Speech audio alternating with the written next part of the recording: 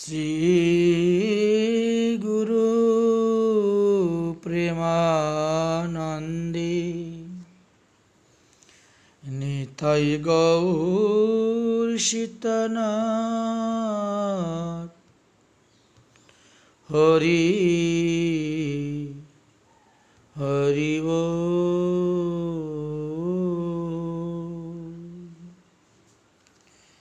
গুরুবে গৌরচন্দ্রায়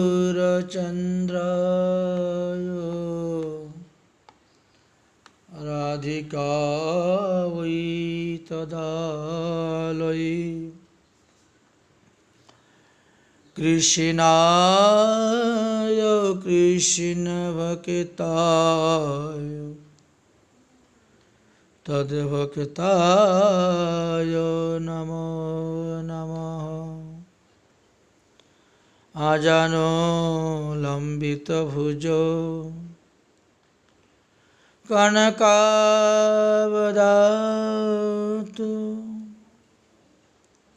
সংকীর্তনৈ কপিতরু কমলায়তক্ষু বিশ্বাম্বর দ্বিজবর যুগধর্ম পালু বন্দে জগতে প্রিয়কর করুণাবতারু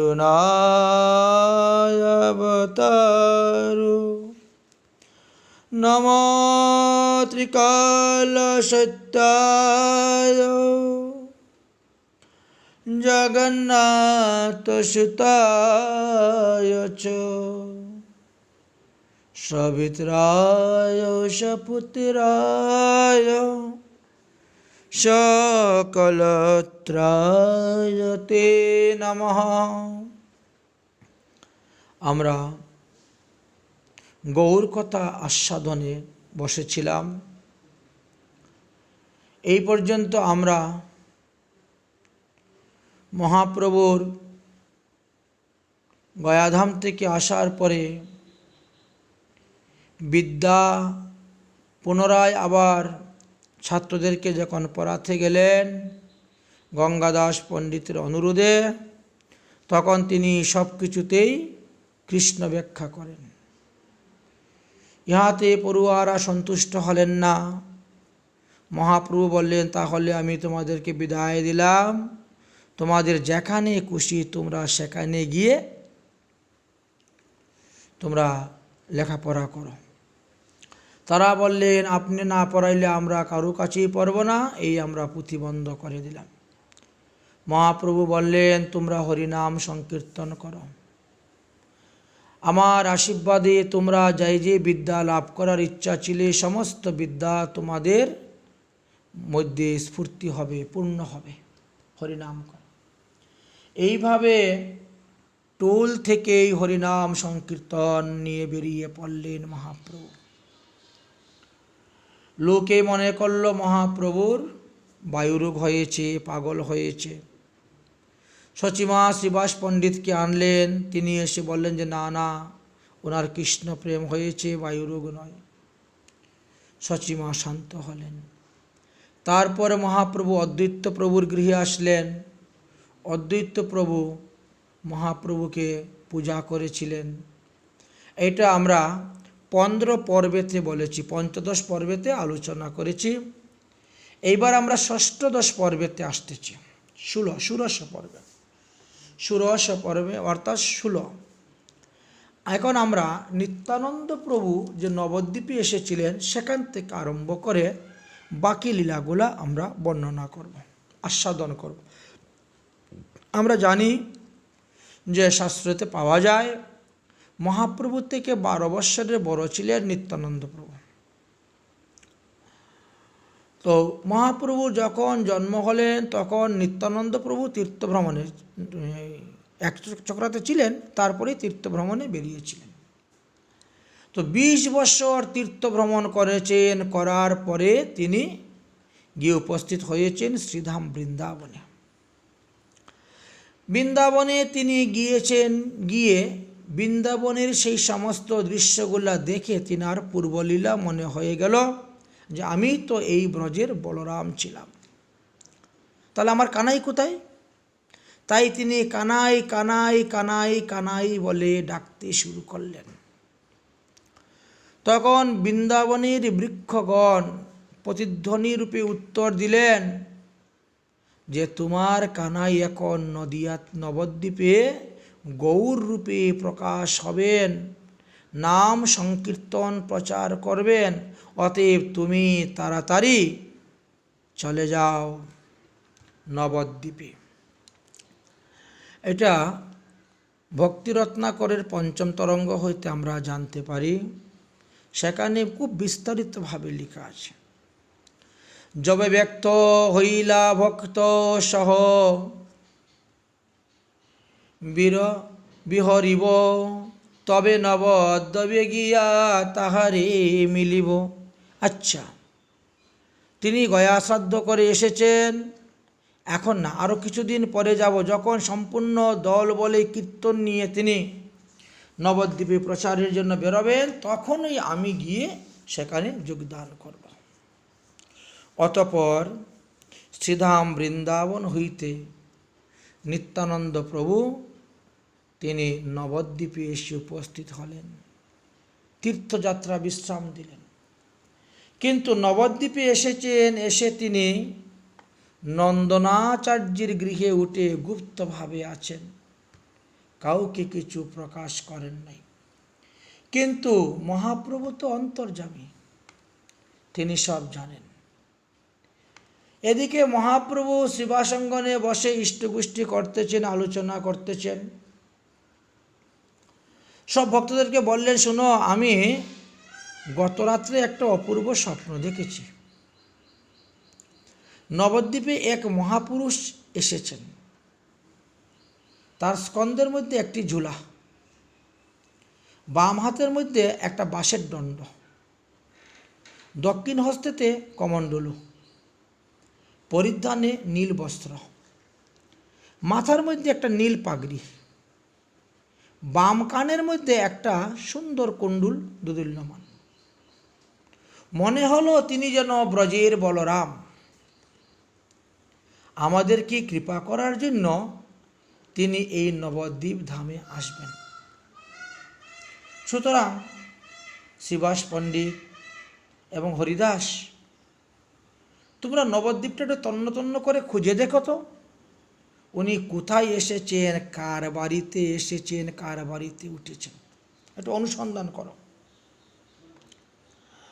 তৎক্ষণাৎ ইহারা সবাই অনুসন্ধানের জন্য বেরিয়ে পড়লেন। প্রায় 9 ঘন্টা সময় সমস্ত নবদ্বীপ তন্ন তন্ন করে খুঁজলেন, অলি গলি কিছুই বাকি রাখলেন না। কিন্তু কোথায় এই রকম মহাপুরুষকে কেউ দেখেছে বললে নাই, কোনো প্রকাশ পাওয়া গেল না। অতঃপরে তারা এসে মহাপ্রভুকে জানাইলেন যে আমরা তো সবই দেখেছি, কিন্তু কোথাও পাই নাই। তবে অন্য গ্রামে গিয়ে আমরা কিন্তু দেখিনি, আমরা নবদ্বীপের মধ্যেই সব দেখেছি। মহাপ্রভু বললেন, তাহলে চলো আমার সঙ্গে, তোমরা যখন কোথায় পাও নাই, আমার সঙ্গে চলো। এই বলে মহাপ্রভু সুজা নন্দনাচার্যের গৃহে গিয়ে উপস্থিত। চৈতন্য ভাগবতের মধ্যলীলার 3য় অধ্যায়ের 180 পয়ারে আছে। মহাপ্রভু গিয়া দেখেন কি নিত্যানন্দ প্রভু বসে আছেন। বসিয়াছে এক মহাপুরুষ রতন, সবে দেখিলেন যেন কোটি সূর্য সম, এইরকম তেজস্বী, তেজ প্রবাহিত। গৌর সুন্দর ভক্তজনকে ইঙ্গিত দিলেন, দেখো ইনি হলেন সেই নিত্যানন্দ প্রভু, প্রণাম করো, প্রণাম করো, দণ্ডবোধ করো। সকল ভক্তদেরকে নিয়ে মহাপ্রভু স্বয়ং তাকে দণ্ডবোধ করলেন, প্রণাম করলেন। সম্মুখে রহিলা মহাপ্রভু বিশ্বাম্বর, চিনিলেন নিত্যানন্দ প্রাণের ঈশ্বর। দণ্ডবোধ করে সম্মুখে বসে আছেন। এদিকে নিত্যানন্দ প্রভুর ধ্যানভঙ্গ হয়ে গেল। চক্ষু খুলে তাকিয়ে দেখেন মহাপ্রভু, চিনতে পারলেন যে এই তো আমার প্রাণের ঈশ্বর। সঙ্গে সঙ্গে উঠেই মহাপ্রভুকে ধরে আলিঙ্গন করলেন আর বললেন, বুঝিলাম ঈশ্বর তুমি পূর্ণ শক্তি, তোমা ভজিলে সেই জীবে পাবে কৃষ্ণ ভক্তি। শুরু হয়ে গেল। নিত্যানন্দ প্রভু মহাপ্রভুর প্রকাশ করে দিচ্ছেন, সকলকে বলতে শুরু করেছেন, আরে মহাভাগ্য দেখিলাম আজ তোমার চরণ, তোমা ভজিলে সে পাই কৃষ্ণ প্রেমধন। আজ আমার এই 20 বৎসরের তীর্থ পরিক্রমা সফল হল। কবে তুমি প্রকাশ হবে? আর কতদিন এইভাবে নবদ্বীপে চুরের মতো লুকাইয়া রইবে?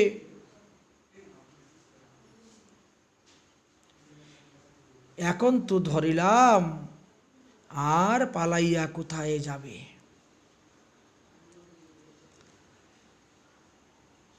নিত্যানন্দ প্রভু ভাবে বিভোর, মহাপ্রভুকে আলিঙ্গন করে আর নেচে নেচে বলছেন, চুর ধরিলাম আমি, চুর ধরিবারে আমি হাইলাম হেতা, ধরিয়াছি চুর আর পালাইবে কোথা? মহাপ্রভুকে ধরে ফেললেন। এই বলে নিতাই মহাপ্রভুকে ধরে নৃত্য করতে লাগলেন। বেশ কিছুক্ষণ নৃত্য করার পরে তিনি শান্ত হলেন। নিমাই তাকে নিয়ে গৃহে আসলেন। চলো আমাদের বাড়িতে যাবেন, আমাদের ওখানে থাকবেন, আমাদের ওখানে খাবেন। বাড়িতে যখন নিয়ে আসলেন তখন সচিমা বাইরে এলেন।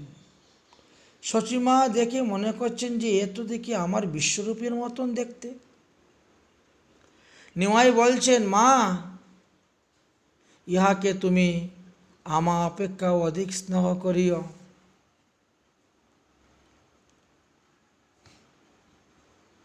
সচিমায়ের প্রাণটা ভরে গেল।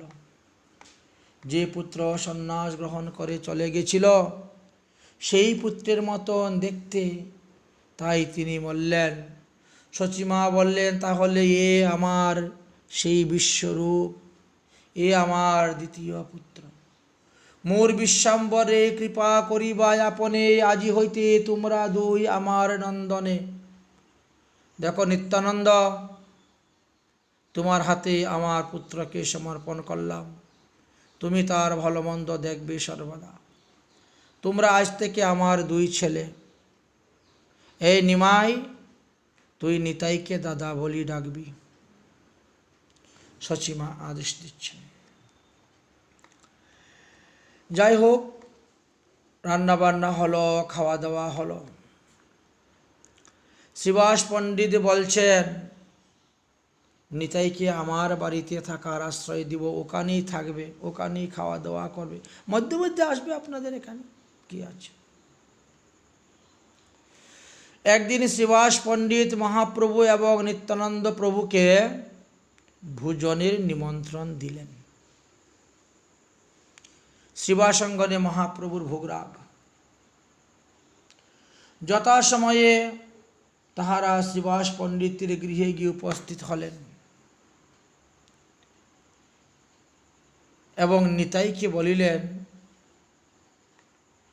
আজ তোমার মনমতো রূপ আমি দর্শন করাব, চিন্তা করিব না। এই বলে মহাপ্রভু নিত্যানন্দকে হাতে ধরে নিয়ে মন্দিরের ভিতরে ঢুকে দরজা বন্ধ করে দিলেন। চৈতন্য মঙ্গল গ্রন্থ হইতে জানা যায়, সেই কোণে মহাপ্রভু প্রকাশ হইলা, এক অঙ্গে 3 অবতার দেখাইলা। শিবাসঙ্গনে সরভুজ মূর্তি রূপ ধারণ করে আগে নিত্যানন্দ প্রভুকে দর্শন দিয়েছিলেন মহাপ্রভু। রামকৃষ্ণ গৌরাঙ্গ দেখিলেন দিব্যতনু, পশ্চাৎ দেখিলেন নব কিশোর রাধা কানু। তাহলে প্রথমে রাম, কৃষ্ণ, গৌরাঙ্গ, এই 3 জনের 6 হাত, 2 হাতে তীরধেনু, 2 হাতে বাঁশি, আর 1 হাতে লাঠি আর কমণ্ডল, সরভুজ। তারপরে নবকিশোর নটবর রাধাকৃষ্ণের যুগল রূপ দর্শন করাইয়া দেখালেন যে আমি রাধাকৃষ্ণের মিলিত তনু।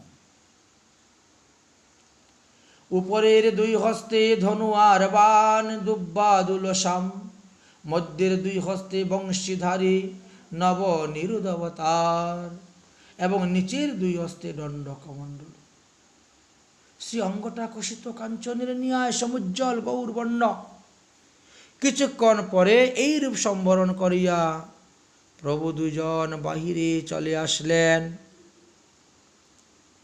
অন্য কেউ বুঝতে পারলেন না। প্রসাদ গ্রহণ করলেন, স্বস্বগৃহে চলে গেলেন। শ্রীবাস পণ্ডিত নিত্যানন্দকে অনুরোধ করলেন, বাবা তোমাকে আর কোথাও যেতে হবে না, আজ হইতে তুমি আমার অঙ্গনে থাকিবে, তুমি আমার নন্দন। নিত্যানন্দ প্রভুর বয়স তখন 32 বৎসর। সেই সময়ও মালিনী দেবী নিত্যানন্দকে দেখলে পরে তিনার বাৎসল্য প্রেম আসত এবং স্তন হইতে দুগ্ধ ঝরত, এ কথাও পাওয়া যায় শাস্ত্রে। যাই হোক, এইভাবে কিছুদিন গত হয়ে গেল। অতঃপর ব্যাস পূজার দিন এসে উপস্থিত হল। গুরু পূজা, গুরু পূর্ণিমা। তো মহাপ্রভু বললেন যে শ্রীবাস পণ্ডিত, তোমার স্কন্ধের উপরে একটা গুরুতর ভার অর্পণ করব। কি ভার? বলে দেখো, এখানে তো কেউ করে না, এসব প্রচলন নাই। গুরু পূজা করতে হয়, গুরু পূজার দিন ব্যাস পূজা করতে হয়। ব্যাসদেব হলেন আমাদের জ্ঞানগুরু। ইনি যদি এই সমস্ত গ্রন্থ রচনা করে না পাঠাতেন তাহলে কি আমাদের জ্ঞান হতো? আমরা অজ্ঞান অন্ধকারে পড়ে থাকতাম। তিনি ভগবান, তিনি জগৎগুরুর অংশ অবতার। তাই গুরু পূর্ণিমার দিন ব্যাস পূজা করতে হয়, ব্যাস পূজা, গুরু পূজা। তো এইটা কিন্তু এবার করতে হবে, এখন থেকে আরম্ভ। শ্রীবাস পণ্ডিত বললেন, আপনার কৃপায় তো কোনো কিছুরই অভাব নেই। কি কি দ্রব্য লাগবে এই পূজাতে একবার বলুন তো। মহাপ্রভু বললেন, বস্ত্র লাগবে, আর সপ্তধান্য, সপ্তমৃত্তিকা, যজ্ঞ উপবীত, পঞ্চপল্লব, একটা মাটির কলস, একটা নারকেল, ঘৃত, পান, সুপারি, এই যা পূজার সামগ্রী আর কি, এইগুলাই লাগবে। ও আরে এইগুলো সবই আমার ঘরে আছে, চিন্তা নাই। কিন্তু জীবনে কোনো দিন তো শুনিও নাই, করিও নাই ব্যাস পূজা। এখন ব্যাস পূজার মন্ত্র তো আমি জানি না। ওই ব্যাস পূজা পদ্ধতি একখানা গ্রন্থ যদি পেয়ে যাই তবেই হলো। এটা আর ভারী কাজ কি? মহাপ্রভু বলেন, ঠিক আছে, আমি সব বলে দিব, ব্যবস্থা করে দিব। তবে একটা নিয়ম আছে, জানো কি নিয়ম? ওই ব্যাস পূজা যেদিন করা হয় তার আগের দিন অধিবাস দিতে হয়, ঘটস্থাপন করতে হয়, আসন পত্রিকা রচনা করতে হয়। আর পরের দিন আমরা সমস্ত দিন হরিনাম সংকীর্তন করব। ব্যাস পূজা হবে, হরিনাম সংকীর্তন আদি হবে। আচ্ছা, ঠিক আছে, ঠিক আছে। শ্রীবাস পণ্ডিত বিধি অনুসারে যা যা কিছু প্রয়োজন সব কিছু সংগ্রহ করলেন। মহাপ্রভু শ্রীবাস অঙ্গনে উপস্থিত হলেন, সমস্ত ভক্তগণ সমবেত হলেন, শুরু হলো অধিবাসের কাজ। প্রভু বলেন, দরজা বন্ধ করে দাও। দরজা বন্ধ করে দিয়ে আমাদের এই অধিবাসের কাজ, উল্লাস কীর্তনাদি নাচাকুদা করতে হবে। কারণ এখানকার লোক তো অন্য প্রকার, এটা দেখলে এগুলো পরিহাস করবে, উপহাস করবে। আমরা আজকে রাত্রে অধিবাসে উচ্চস্বরে কীর্তন করব, তাই দরজা বন্ধ করে দাও, কপাট বন্ধ করে দাও। ব্যাস পূজার অধিবাস, উল্লাস ও কীর্তন, দুই প্রভু নাচে বেরি গায় ভক্তগণ। মহাপ্রভু ও নিত্যানন্দ প্রভু আনন্দে নৃত্য করছেন। চতুর্দিকে ভক্তগণ বেরিয়া খোল, করতাল, মৃদঙ্গ নিয়ে কীর্তন শুরু হচ্ছে। তারা কখনো হাসেন, কখনো কাঁদেন, কখনো ধুলায় গড়াগড়ি যান। এইভাবে ব্যাস পূজার অধিবাস কার্য সমাপ্ত করে মহাপ্রভু নিজ ঘরে চলে গেলেন যে কাল সকালবেলা আসব। কিন্তু নিত্যানন্দ প্রভুর তখনও পুরা বাহ্য জ্ঞান ফিরে পান নাই, এখনও অন্তর্দশা তিনার চলতেছে। মধ্যে মধ্যে হুঙ্কার, মধ্যে মধ্যে গর্জন করেন, কখন কি করেন বলা যায় না। দেখতে দেখতে মধ্যরাত্রি হয়ে গেল। নিত্যানন্দ প্রভুর মনে কী ভাব উঠল, তিনার নিজের কমণ্ডলু তিনি ভেঙ্গে দিলেন, নিজের দণ্ড তিনি ভেঙ্গে ফেলে দিলেন। শ্রীবাস পণ্ডিত তো বড় চিন্তার মধ্যে পড়ে গেলেন। সন্ন্যাসী অবধূত, আর তিনার দণ্ড কমণ্ডলু তিনি নিজে ভেঙ্গে দিয়েছেন, না জানি কি হয়। তাড়াতাড়ি মহাপ্রভুকে সংবাদ দাও, এর কি বিধান বিধি করতে হবে, কি করতে হবে। মহাপ্রভু আসলেন, এসে সব কিছু দেখলেন, শ্রীবাস পণ্ডিতের মুখে সব কিছু শুনলেন। মহাপ্রভু বললেন, তাহলে কাজ করো, এই দণ্ড কমণ্ডলুগুলা কুড়াইয়া নিয়ে গঙ্গায় বিসর্জন দাও, আর কি করা যাবে। আর ব্যাস পূজা তো করতে হবে, নিত্যানন্দকে দুজনে ধরে নিয়ে গঙ্গাতে স্নান করিয়ে নিয়ে আসো। আসিয়া মিলিলা সব ভাগবতগণ, নিরবধি কৃষ্ণ কৃষ্ণ করেন কীর্তন। ব্যাস পূজা আরম্ভ হইল। একে একে সবাই ব্যাস পূজার সমস্ত কিছু করলেন। নিত্যানন্দ প্রভু সেই গঙ্গায় সাঁতার দিয়ে বেড়াচ্ছেন, কারু কথা শুনেন না, তিনি আসছেন না। মহাপ্রভু গিয়ে বললেন, তারপর নিত্যানন্দ উঠে আসলেন। আদ্য বস্ত্র ছাড়িয়া সূক্ষ্ম বস্ত্র পরাইয়া নিত্যানন্দ প্রভুর হাতে শ্রীবাস পণ্ডিত একখানা মালা দিলেন, আর চন্দনের বাটি অগ্রসর করে দিয়ে বলেন, এই যে ব্যাসদেবের কপালে চন্দন দিয়ে এই মালাটা দিয়ে তোমার ব্যাস পূজার কাজ করে ফেলো, তারপরে গুরু পূজা করো, করে প্রণাম করো, তারপরে ভক্তরা প্রসাদ পাবে। কিন্তু নিত্যানন্দ প্রভু মালাটা হাতে নিয়ে দাঁড়িয়ে আছেন, স্তম্ভিত হয়ে আছেন। তিনি এদিক ওদিকও তাকান না, শ্রীবাস ব্যাসের গলায়ও মালা দেন না, অন্য কারো কথাও শুনেন না। তখন মহাপ্রভু গিয়ে উপস্থিত হলেন সম্মুখে। আরে তুমি বুঝতে পারছো না কেন? তুমি দিলেই শেষ পূজা, আর পূজা সমাপ্ত না হলে মানুষ পুষ্পাঞ্জলি দিবে কেমন করে, প্রসাদ পাবে কেমন করে? সকাল থেকে সবাই উপবাস আছে, যাও যাও তাড়াতাড়ি মালাটা দাও। যেই এই কথা বলেছেন, এমনি নিত্যানন্দ প্রভু মালাটা মহাপ্রভুর গলায় দিয়ে বলছেন, আমার ব্যাস পূজা হয়ে গেছে, আমার ব্যাস পূজা হয়ে গেছে বলে তিনি হাততালি দিতে শুরু করলেন।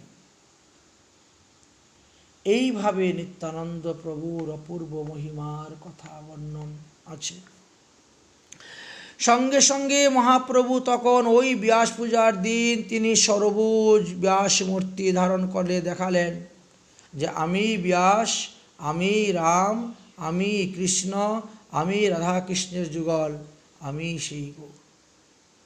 শঙ্খচক্র গদা পদ্ম শ্রীহল মুসল দেখিয়া মূর্ছিত হইলে নিত্যানন্দ মহাবল। তখন এই মহাভূষ সরভুজ সবাই দেখতে পেলেন, ওখানে যারা যারা পূজা করতে আসছিলেন ব্যাস পূজা, সকলেই তখন পুনরায় আবার মহাপ্রভুর পূজা করতে শুরু করলেন। সেই দিন থেকেই মহাপ্রভু সবার নিকটে প্রকাশ হয়ে গেলেন, আর কারো অজানা রইল না যে তিনি যে স্বয়ং ভগবান। সবার প্রতি মহাপ্রভু বলিলা বচন, পূর্ণ হইল ব্যাস পূজা করহ কীর্তন। কিছুক্ষণ পরেই মহাপ্রভু মস্তক ঢুলিয়ে ডাকতেছেন, নারা এ নারা, নারা, এইভাবে ডাকতে শুরু করেছেন। ভক্তরা সবাই চতুর্দিকে তাকাচ্ছেন, এই নামে তো কেউ নেই। নারা নারা বলে মহাপ্রভু আবার কারে ডাকতেছেন কিছু বুঝতে পাচ্ছেন না। একে অন্যের দিকে তাকাচ্ছেন, চতুর্দিকে আরে প্রভু, নারা কে? এখানে তো কেউ নেই। মহাপ্রভু বলছেন, নারা শান্তিপুরে বসে আছে। অদ্বৈত আচার্য বলি কথা যার হয়, তোমরা যাকে অদ্বৈত আচার্য বলো, সেই নারা লাগিয়া মোর এই অবতার। এই নারার কারণেই আমার এই অবতার। মুহারে আনিয়া নারা বৈকুণ্ঠে থাকিয়া, নিশ্চিতে থাকিল গিয়া হরিদাসকে লইয়া। আমারে বৈকুণ্ঠ থেকে এনে এখানে প্রকাশ করলো, আর সে হরিদাসকে নিয়ে ওখানে শান্তিপুরে আনন্দে মেতে আছে। কীর্তন আরম্ভে আমার অবতার, ঘরে ঘরে কীর্তন করিব প্রচার। তো আমি কাকে নিয়ে করব? তারা যদি না আসে, অতএব তাকে সংবাদ দেওয়া আসার জন্য কীর্তন আরম্ভ হবে। নগরে নগরে, গ্রামে গ্রামে, ঘরে ঘরে প্রচার করব। বিদ্যাধন কুল জ্ঞান তপস্যা মদে, মূর ভক্ত স্থানে যার আছে অপরাধে। কিছু কিছু লোক বিদ্যার অহংকারে, কেউ ধনের অহংকারে, কেউ কুলের অহংকারে, কেউ জ্ঞানের অহংকারে, কেউ তপস্যার অহংকারে আমার ভক্তদেরকে নিন্দা করেছে, দ্বেষ করেছে। এতে তাদের যে অপরাধ হয়েছে, এই অপরাধ স্খলন করার উপায় হলো এই হরিনাম। না হলে তারা ঘোর নরকে যাবে, ভোগ করবে। সেই অধম সবারে না দিব প্রেম যোগ, নাগরিক পথি দিব ব্রহ্মাদির ভোগ। এবং যারা আমার ভক্তকে ভালোবাসবে, আমি তাদেরকে ব্রহ্মারও দুর্লভ দ্রব্য দান করব। শুনিয়া আনন্দে ভাসেন সব ভক্তগণ, সেই কণে সুস্থির হইলেন শ্রী সচির নন্দন।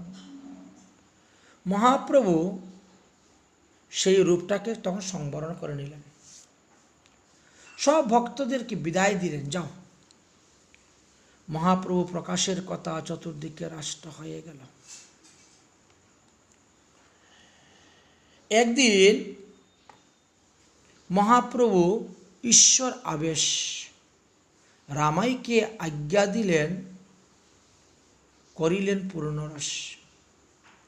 শ্রীবাস পণ্ডিতের ভাইয়ের নাম ছিল রামাই। আরও একদিন মহাপ্রভু ঈশ্বর আবেশে বিষ্ণু খাট্টার মধ্যে বসেছেন, বসে বলেন, হে রামাই, তুমি তাড়াতাড়ি অদ্বৈত ভবনে যাও, গিয়ে বলো আমি প্রকাশ হয়েছি, আমার সঙ্গে এসে দেখা করার জন্য। চলো হ রামাই, তুমি অদ্বৈতের বাস, তার স্থানে কহ গিয়া আমার প্রকাশ। যার লাগিয়া করিল বিস্তর আরাধন, যার লাগি করিয়াছে বিস্তর ক্রন্দন, যার লাগি করিলে বিস্তর উপবাস, সেই প্রভু তোমার আসিয়া দেখহ প্রকাশ। এই কথা গিয়ে বলবে। ভক্তিযোগ বিলাইতে তান আগমন, আপনে আসিয়া ঝাট কর দর্শন। গিয়ে বলো তাড়াতাড়ি আসার জন্য। নির্জনে কহিও নিত্যানন্দের আগমন, যে কিছু দেখিলা তানে কহিও তখন। এবং নিত্যানন্দ প্রভু যে এসে উপস্থিত হয়ে গেছেন নবদ্বীপে, সেই সুসংবাদটাও তুমি জানাবে। আর যা যা লীলা হচ্ছে সবই তাকে জানাবে। আমার পূজার সব উপহার লইয়া ঝাট আসিবারে বলো, সস্ত্রীক লইয়া। গিয়ে বলো আমাকে পূজা করার জন্য যে সামগ্রী সব নিয়ে আসবে, এবং ইনার পত্নী সহযোগে আসবেন, শ্রী আর সীতা, এদেরকে নিয়ে আসবেন, সন্তানদেরকেও নিয়ে আসবেন। রামাই তৎক্ষণাৎ ঊর্ধ্বশ্বাসে শান্তিপুরে ছুটলেন, অদ্বৈত প্রভুর নিকটে সমস্ত ঘটনা বললেন। অদ্বৈত প্রভু শুনে অত্যন্ত প্রসন্ন হয়ে পূজার সামগ্রী নিয়ে সস্ত্রীর সঙ্গে তৎক্ষণাৎ নবদ্বীপে এসে উপস্থিত হলেন। তখন নন্দনাচার্য এসে বললেন, রামাই, তুমি গিয়ে মহাপ্রভুকে বলো যে অদ্বৈত আসে নাই, আচ্ছা, যদি তিনি আমাদের প্রভু হন তাহলে বুঝতে পারব তিনি স্বয়ং ভগবান। যদি হন, অন্তর্যামী হন, তাহলে বুঝতে পারব, তখন তিনি এমনি ডাকবেন এবং অদ্বৈত প্রভুর মস্তকে চরণ স্থাপন করবেন, আমাকেও কৃপা করবেন। রামাই পণ্ডিত পড়লেন, উভয় সংকটে এত বড় মিথ্যে কথা তিনি কেমন করে গিয়ে মহাপ্রভুকে বলবেন? যে অদ্বৈত প্রভু এসেই উপস্থিত হয়ে গেছে, এখন যদি বলি অদ্বৈত আসে নাই। কিন্তু রামাই পণ্ডিতকে বলতে হলো না। রামাই পণ্ডিত যাওয়ার সঙ্গে সঙ্গেই মহাপ্রভু বলতে শুরু করলেন, রামাই, অদ্বৈত আমাকে পরীক্ষা করার জন্য তোমাকে পাঠিয়েছে। নন্দনাচার্যের যুক্তি পেয়েছে। যাও যাও, নন্দন আচার্যকে গিয়ে বলো তাড়াতাড়ি আসার জন্য, অদ্বৈতকে বলো তাড়াতাড়ি আসার জন্য। রামাই পুনরায় গিয়ে বললেন, মহাপ্রভু তোমাদের সব বুঝে নিয়েছেন, আমার বলার আগেই তিনি বলে ফেলছেন, চলো। রামাই অত্যন্ত খুশি হয়ে গেলেন, আনন্দিত হয়ে গেলেন, বুঝলেন যে তাহলে আর কোনো চিন্তা নাই। তখন এই তুলিয়া বাহু কাঁদিতে লাগিলা, রামাই সুখে হেতা আইলা। অদ্বৈত গৃহিণী পতিব্রতা জগমাতা প্রভুর প্রকাশ শুনি কান্দিতে লাগিলা। অদ্বৈত তনয় অচ্যুতানন্দ নাম পরম বালক সেহু কান্দে অভিরাম। অতঃপর সবাই শিবাসের গৃহে উপস্থিত হলেন। সবার হৃদয়ে বসেন প্রভু বিশ্বাম্বর। অদ্বৈত সংকল্প চিত্তে হইল গোচর। অদ্বৈত প্রভুর সেই সংকল্প পূর্ণ হয়ে গেল। আচার্যের আগমন জানিয়া আপনে শিবাসের মন্দিরের ভিতর নিয়ে চলে গেলেন। মহাপ্রভু বুঝতে পারলেন যে এইবার আচার্যকে আমার রূপ দর্শন করে তাকে কৃতার্থ করতে হবে। এই জন্য শিবাসের মন্দিরে অদ্বৈত প্রভুকে নিয়ে প্রবেশ করলেন। হুঙ্কার করিয়া প্রভু ত্রিদশের রায়, উঠিয়া বসিলা গিয়া বিষ্ণুর খট্টায়। মহাপ্রভু সেই বিগ্রহ ঠাকুর যে পালঙ্কে বসেন, সেই পালঙ্কে তিনি বসছেন। নারা আইসে বলে বারবার, নারা চাহে মোরে ঠাকুর আলী দেখিবার। তার এখনো রয়ে গেছে বাকি আমাকে পরীক্ষা করার, আমি সত্যি ভগবান কি না। তাহলে দেখো তুমি আমার। নিত্যানন্দ জানেন সব প্রভুর ইঙ্গিত, বুঝিয়া ধরিলেন মস্তকে ছত্রী তুরিত। নিত্যানন্দ মহাপ্রভুর ইঙ্গিতটা বুঝে সঙ্গে সঙ্গে ছাতা ধরলেন মস্তকে। গদাধর বুঝি যে কর্পুল তাম্বুল, সর্বজনে করে সেবা যেন অনুকূল। গদাধর তৎক্ষণাৎ পান তাম্বুল সাজিয়ে নিয়ে গিয়ে মহাপ্রভুকে অর্পণ করলেন।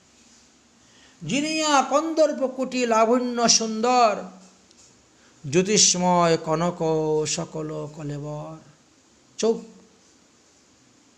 খুলে তাকানো যাচ্ছে না, এমন সুন্দর ঝলমল করছে। প্রসন্ন বদন আজ নিমাই ঠাকুর, অদ্বৈতের প্রতি যেন সদয় প্রচুর। হাসি হেসে কথা বলছেন অদ্বৈত প্রভু। দ্বিভুজ মুরলীধারী না পারি চিনিতে, ত্রিভঙ্গ বাজাও বাসি হাসিতে হাসিতে। অদ্বৈত প্রভু বলছেন, তাহলে দেখে ত্রিভঙ্গ হয়ে একটু বাঁশি বাজিয়ে আমাকে শোনাও।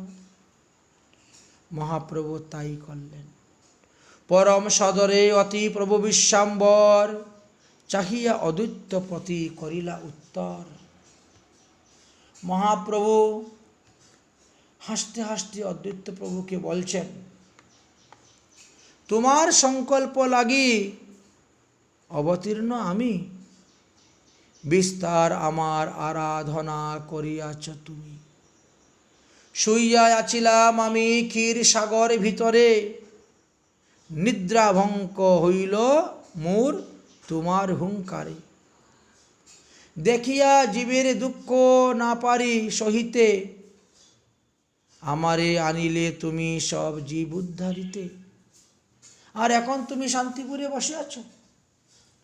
অদ্বৈত প্রভু তখন মহাপ্রভুর চরণ ধরিয়া প্রণাম করিয়া আনন্দে নৃত্য করতে লাগলেন।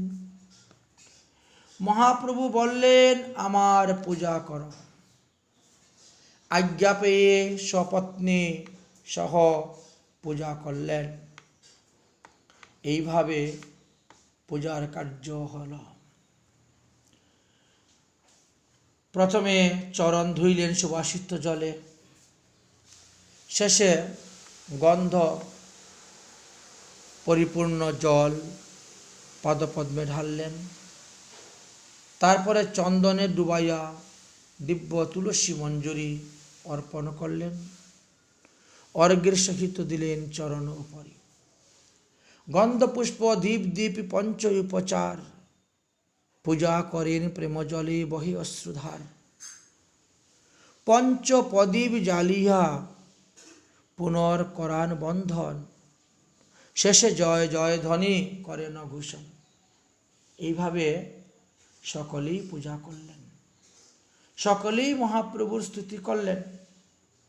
মহাপ্রভু অদ্বৈতকে বললেন, তুমি মনের মতন বর আমার কাছে আজ প্রার্থনা করো। তুমি যে বর চাইবে আমি তোমাকে আজকে সেই বর দিব। অদ্বৈত প্রভু বললেন, আমি আর কি মাগব বর? যেই বর চাহিমো তাহা পাইনু সকল। যে বর চাওয়ার ইচ্ছা ছিল তা তো পেয়েই গেছি, আর কি হবে? তবে তুমি যদি ভক্তি বিলাইবা, তাহলে আমাকে কথা দেও, স্ত্রী শূদ্র আদি মূর্খ সবাইকে দিবা। তাহলে এইটাই তো। মহাপ্রভু বললেন, তথাস্তু, তাই হবে। আমি সবাইকেই এই হরিনাম প্রেম দিব।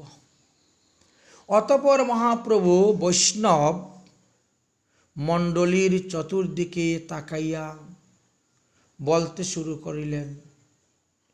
তখন বিদ্যানিধিকে দেখতে পেলেন না। না পেয়ে তিনি বলতে শুরু করলেন, পুণ্ডরীক বাপ, আমার বাপের বন্ধুরে, বলে কাঁদতে শুরু করলেন।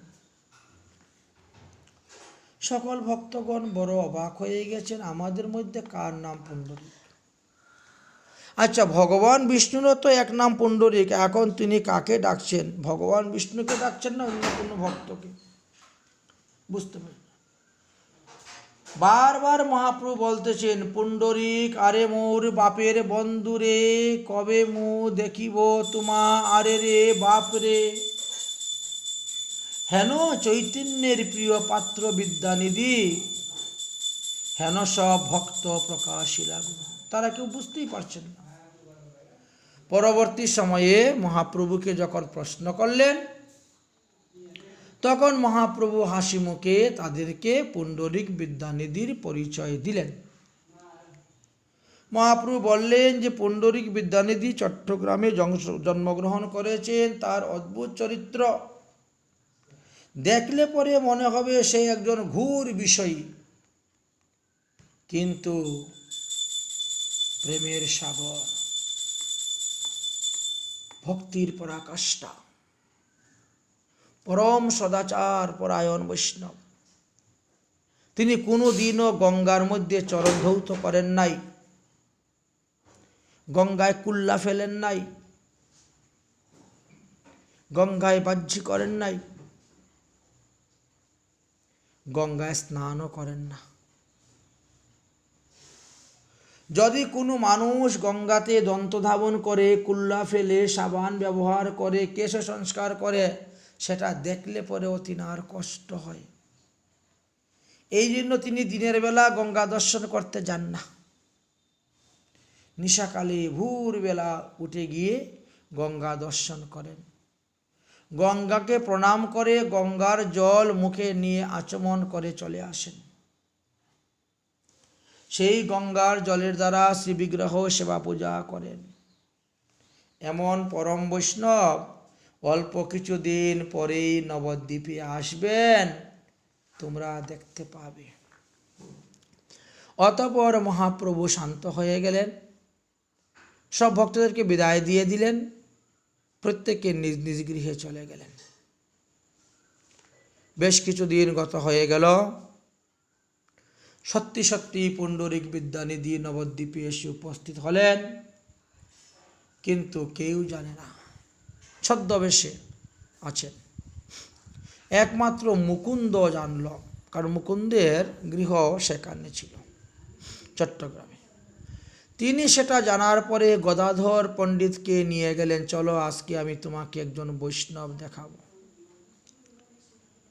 গদাধর পণ্ডিত গেলেন, শুনে তো খুব শ্রদ্ধা হয়েছিল, ভক্তি হয়েছিল, গেলেন। কিন্তু পুণ্ডরিক বিদ্যানিধির বেশভূষা দেখে গদাধরের মনে সন্দেহ হয়ে গেল।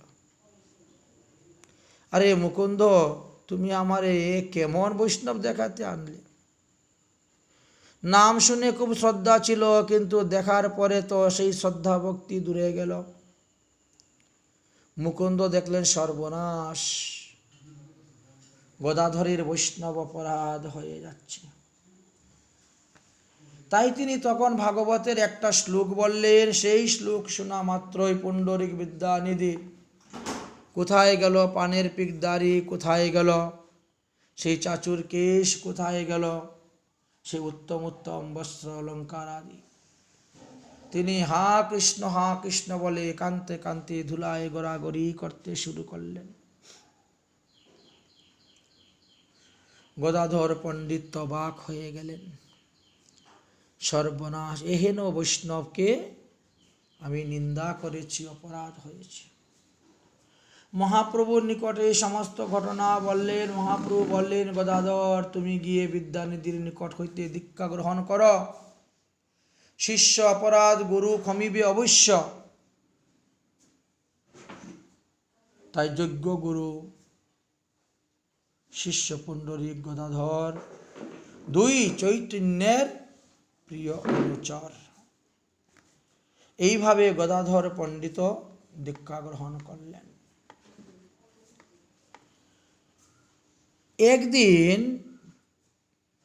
মহাপ্রভু শ্রীবাসীর সহিত বসিয়া কহেন কথা কৃষ্ণচরিত।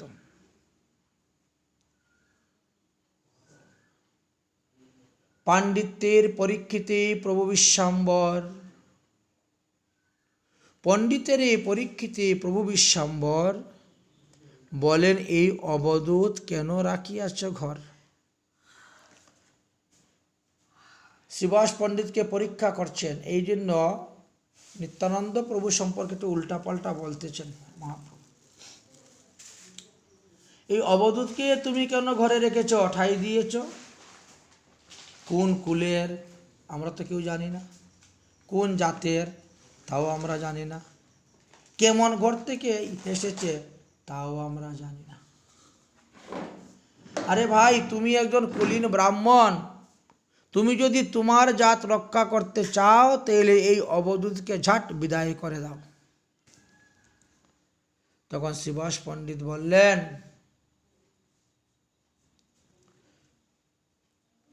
যে আমি নিত্যানন্দকে ত্যাগ করতে পারব না। কেন? সমাজ যদি আমাকে এক ঘর করে রেখে দিয়ে থাক তাতে আমি রাজি, কিন্তু আমি ত্যাগ করতে পারব না। কেন? বলে আমি নিত্যানন্দের মহিমা জানি। কি মহিমা? এই মহিমা। প্রভু বলে, কি বলিলে পণ্ডিত শ্রীবাস, নিত্যানন্দের প্রতি তোর এত বিশ্বাস? মূর গুপ্য নিত্যানন্দ জানিলে যে তুমি, যে নিত্যানন্দ তত্ত্ব এতই গোপনীয় সাধারণ মানুষ জানতে পারে না, আমিও জানতে পারি নাই, আর তুমি জেনে ফেললে। তোমারে সন্তুষ্ট হইয়া বর দিব আমি। যদি লক্ষ্মী ভিক্ষা করে নগরে নগরে, তথাপিও দারিদ্রতা তুর নাহি হবে ঘরে। যদি দৈববশতে লক্ষ্মী দেবীও ভিখারি হয়ে যান, নগরে নগরে ভিক্ষা মাগেন, তথাপিও শ্রীবাস তোমাকে নগরে নগরে ভিক্ষা মাগতে হবে না। এইভাবে বর দিলেন। এদিকে এক রজনীতে পুণ্ডরিক বিদ্যানিধি আসিয়া মহাপ্রভুর সঙ্গে সাক্ষাৎ করলেন। প্রভুর চরণ ধরিয়া বিদ্যানিধি প্রণাম করলেন। গৌরসুন্দর তাকে চরণ থেকে উঠিয়ে আলিঙ্গন করলেন আর বললেন, আজি কৃষ্ণ বাঞ্ছা সিদ্ধি করিল আমার, আজি পাইলাম সর্ব মনোরথ পার। এতদিন পরে তোমার সঙ্গে দেখা হলো। পুণ্ডরিক বাপ বলি কাঁদেন বিশ্বাম্বর, বাপ দেখিবারে আজি এই নয়ন গোচর। অনেক দিন ধরে আমার নয়নের মধ্যে পিপাসা, তোমাকে দেখব, আজ দেখে সেই পিপাসা নিবারণ। প্রভু বলে, আজি শুভ প্রভাত আমার, আজি মহামঙ্গল সে বাসি আপনার। নিদ্রা হইতে আজি উঠিলাম শুভক্ষণে, তাই দেখিলাম প্রেমনিধি সাক্ষাৎ নয়নে। কারণ এটা প্রথম মিলন মহাপ্রভু আর পুণ্ডরিক বিদ্যানিধির। যাই হোক, এইভাবে কিছুদিন গত হয়ে গেল। একদিন সচিমাতা এক অপূর্ব স্বপ্ন দেখলেন নিমাই আর নিতাইকে নিয়ে। সেই স্বপ্ন বৃত্তান্তটা আবার সচিমা মহাপ্রভুর নিকটে বর্ণন করলেন। সেই স্বপ্নটা কি ছিল? একদিন শচী রাত্রে দেখিল স্বপনে, নিবৃতে রহিলা পুত্র বিশ্বাম্বর স্থানে। নিশি অবসানে মই দেখিনু স্বপন, তুমি আর নিত্যানন্দ এই দুইজন। 5 বছরের দুই ছাওয়াল হইয়া, মারামারি কর দুইজন বেড়াইয়া ধাইয়া। দুইজন প্রবেশ করিলা ঠাকুরের ঘরে, রাম কৃষ্ণ হইয়া দুহে আইলা বাহিরে। জননী বলিয়া নিত্যানন্দ ডাকে মুরে, অন্য দেহ মাতা মই ক্ষুধা বড় করে। এতক বলিতে মই চেতন পাইন, কিছু না বুঝিনু তাই তোমারে কহিন। মহাপ্রভু বললেন, ওমা, তুমি যখন স্বপ্নেই দেখেছ, তাহলে একদিন নিত্যানন্দকে নিমন্ত্রণ করে আমরা ভোজন করাইলি হয়। আচ্ছা, তুমি একটু ভালো মন্দ রান্না করো, আমি দেখছি নিত্যানন্দকে নিয়ে আসতেছি, আজকে দুপুরেই ভোজন হয়ে যাবে। বিশ্বাম্বর মোলে মাতা শুনহ বচন, নিত্যানন্দ আনি শীঘ্রই করাহ ভোজন।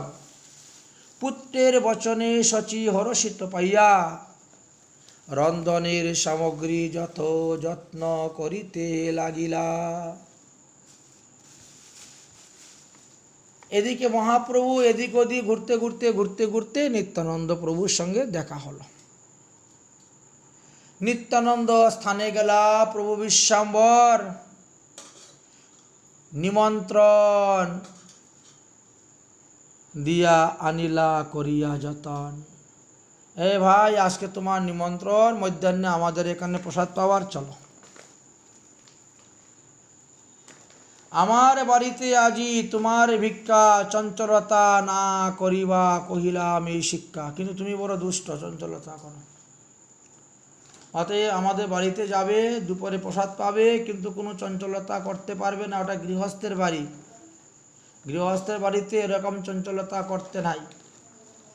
এত বলি দুই প্রভু হাসিতে হাসিতে কৃষ্ণ কথা কহে আইলা বাড়িতে। হাসিয়া বসিলা এক ঠাই দুই ভাই, গদাধর আদি আরো পরমাপ্তগণ, আরো অন্যান্য লোক আসলেন। ঈশানে দিলেন জল, ধুইলেন চরণ, নিত্যানন্দ সঙ্গে গেলা করিতে ভোজন। তাহলে নিত্যানন্দ, গদাধর, মহাপ্রভু আরও অন্যান্য অনেকে আসছিলেন। ঈশান ঠাকুর তাদেরকে চরণ ধোয়ার জল দিলেন, চরণ ধুয়ে সবাই গিয়ে বসলেন, আর সচিমা স্বহস্তে পরিবেশন করলেন। দুই প্রভু আনন্দে ভোজন করলেন। সচিমা হঠাৎ দেখেন নিমাই এবং নিমাই খেতে খেতে ওই সেই 5 বৎসরের বালক স্বপ্নে যে দেখিছিলেন রাম আর কৃষ্ণ, সেই দুই রূপ ধারণ করে ভোজন করতে।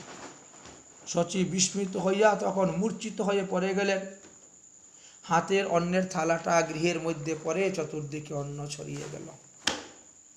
আস্তে বেস্তে মহাপ্রভু আচমন করি গায়ে হাত দিয়া জননীরে তুলিলা ধরি। উঠো উঠো মাথা স্থির করো চিত্ত, তোমার কি মাথা ঘুরিয়েছে, পড়ে গেছ? কেনে বা পড়িলা পৃথিবীতে আচম্বিত? শচী ঠাকুরানী আর কিছুই বলতে পারলেন না। তিনি ধীরে ধীরে ঘরের ভিতরে চলে গেলেন। অতঃপর মহাপ্রভু এবং নিত্যানন্দ প্রভু শিবাস অঙ্গনে গিয়ে হরিনাম সংকীর্তন করিতে লাগিলেন। এই মতন গৌরচন্দ্র নবদ্বীপ মাঝে কীর্তন করেন সব ভকত সমাজে। প্রতিদিন নিত্য গীত কীর্তন বৈষ্ণব সেবা শুরু হয়ে গেল। যত যত স্থানে সব পার্শ্বদ জন্মিলা, একে একে সবে নবদ্বীপেতে আইলা। বিভিন্ন স্থানে জন্ম নিয়েছেন, সবাই নবদ্বীপে আসতে শুরু হল। প্রভুর প্রকাশ দেবী বৈষ্ণব সকল অভয় পরমানন্দে হইলা বিভয়। আর কোনো ভয় নেই, মনের আনন্দে তারা বিভল হয়ে হরিনাম করছেন। প্রভুও সবারে দেখে প্রাণেরও সমান, সবেই প্রভুর পারিষদের প্রধান। প্রভু বলেন, ভাই সব শুনো মন মন্ত্র সার, রাত্রি কেন মিথ্যা যায় আমার সবাকার। আজি হইতে নির্ভদিব করহ সকল, নিশাতে করিব সবে কীর্তন মঙ্গল। মানে নির্বন্ধন করিয়া অর্থাৎ সংকল্প করিয়া, সংখ্যাপূরক, বাদ দেওয়া যাবে না, সংকীর্তন করব। সংকীর্তন করিব সকল গণ সঙ্গে, ভক্তি স্বরূপিণী গঙ্গা করিব মার্জনে। জগৎ উদ্ধারী ও কিশোরী কৃষ্ণ নাম, পরমার্থ তোমরা সবার ধন প্রাণ। সর্ব বৈষ্ণবে হই শুনিয়া উল্লাস, আরম্ভিলেন মহাপ্রভু কীর্তন বিলাস। শ্রীবাস মন্দিরে প্রতি নিশীতেই কীর্তন। তবে কোনো কোনো দিন চন্দ্রশেখরের ভবনেও কীর্তন হতো। নিত্যানন্দ, গদাধর, অদ্বৈত, শ্রীবাস, বিদ্যানিধি, মুরারি, নৃসিংহ, হিরণ্য, হরিদাস, গঙ্গাদাস, বনমালী, বিজয় নন্দন, জগদানন্দ, বুদ্ধিমন্ত, খান নারায়ণ, কাশীশ্বর, পণ্ডিত, রাম, গোরাই, গোবিন্দ, গোবিন্দানন্দ সকল তথাই, গোপীনাথ, জগদীশ, শ্রীমান, শ্রীধর, সদাশিব, বক্রেশ্বর আর গর্ভশ্রীধর। এইভাবে সমস্ত ভক্তগণ একত্রিত হলেন আর শিবাস অঙ্গনে প্রতিদিন হরিনাম সংকীর্তন করতে লাগলেন।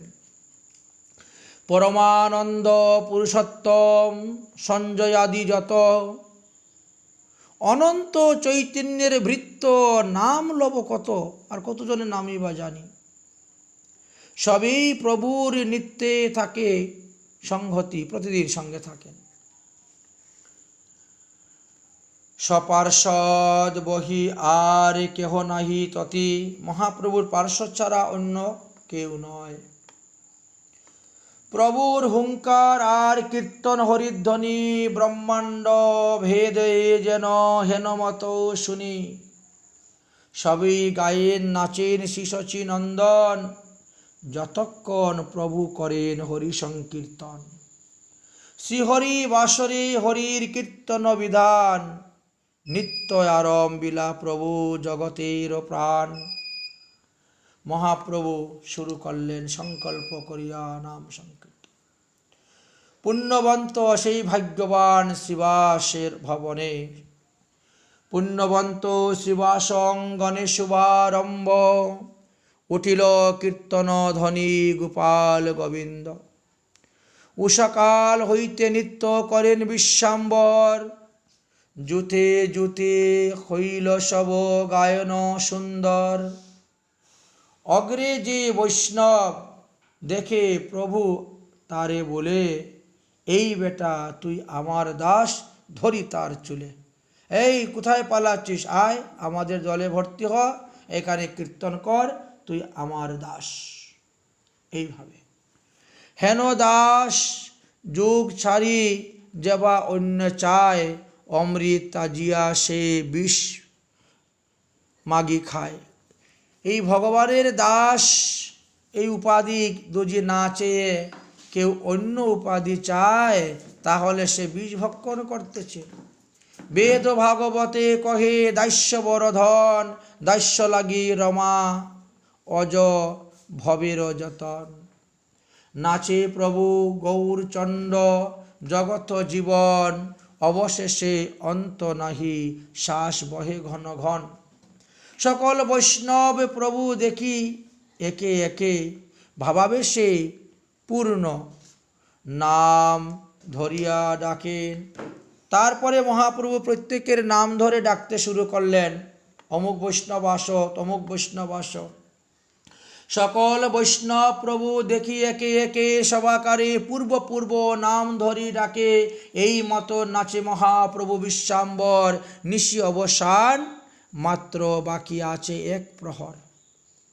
শালগ্রাম শিলা সব নিজে কুলে করি উঠিয়া, চৈতন্য চন্দ্র খাটের উপরি মরমর করে খাট বিশ্বাম্বর ভরে। আস্তে বেস্তে নিত্যানন্দ খাট স্পর্শ করে,